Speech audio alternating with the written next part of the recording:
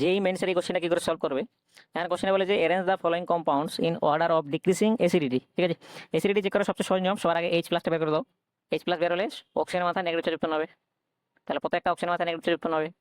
এবার এই নেগেটিভ চার্জটা যত বেশি স্টেবল হবে সেটা তত বেশি অ্যাসিডিক হবে। ঠিক আছে, তাহলে সবার প্রথমে দেখবো এই যে নেগেটিভ চার্জটা প্রত্যেকটার ক্ষেত্রেই, প্রত্যেকটা অপশনের ক্ষেত্রে রেজোনেন্স দ্বারা স্টেবিলাইজড, তার মানে রেজোনেন্সটা প্রত্যেকের ক্ষেত্রে কমন। ঠিক আছে, তাহলে আমরা স্টেবিলিটি চেক করবো এই ফাংশনাল গ্রুপগুলো দিয়ে। এবার এইটা কথা মাথায় রাখবে যে নেগেটিভ চার্জের পাশে যদি ইলেকট্রন উইথড্রয়িং গ্রুপ থাকে তাহলে নেগেটিভ চার্জটা সেক্ষেত্রে স্টেবল হয়। এবার এখানে যদি প্রত্যেকটা গ্রুপের আমরা ক্যারেক্টারিস্টিক্স দেখি, তাহলে NO2 গ্রুপটা মাইনাস এম ইফেক্ট করে। ঠিক আছে, তার মানে NO2 গ্রুপটা ইলেকট্রন উইথড্রয়িং গ্রুপ হিসেবে কাজ করে। OCH3 গ্রুপটা প্লাস এম ইফেক্ট করে। ঠিক আছে, তার মানে এটা as a electron donating group হিসেবে কাজ করে। ঠিক আছে, আর CH3 গ্রুপটা প্লাস আই ইফেক্ট করে, এটাও as a electron donating group হিসেবে কাজ করে। তাহলে এই ক্ষেত্রে সবচেয়ে বেশি যদি স্টেবল হয় তাহলে 3 নাম্বারটা, আর 4 নাম্বারটা প্লাস এম ইফেক্ট করছে, তার মানে এটার ক্ষেত্রে এটা আনস্টেবল এনায়নটা। 2 নম্বরের ক্ষেত্রে প্লাস আই ইফেক্ট শক হচ্ছে, যেটা কিনা প্লাস আই ইফেক্ট।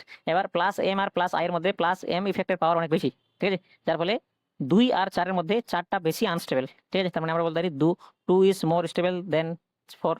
এবার বাকি থাকলো 1।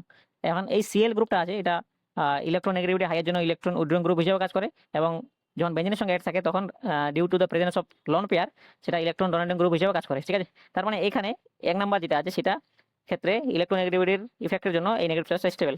ঠিক আছে, সেই কারণে সবচেয়ে বেশি স্টেবল এনায়ন হচ্ছে 3, তারপর 1, তারপর 2, তারপর 4। ঠিক আছে, তাহলে যেই এনায়নটা যত বেশি স্টেবল হবে সেটা তত বেশি অ্যাসিডিক হবে। তাহলে এইটাই, তাহলে এই অর্ডারটাই হবে অ্যাসিডিটির অর্ডার। তাহলে এর অ্যান্সার হবে অপশন নাম্বার ডি।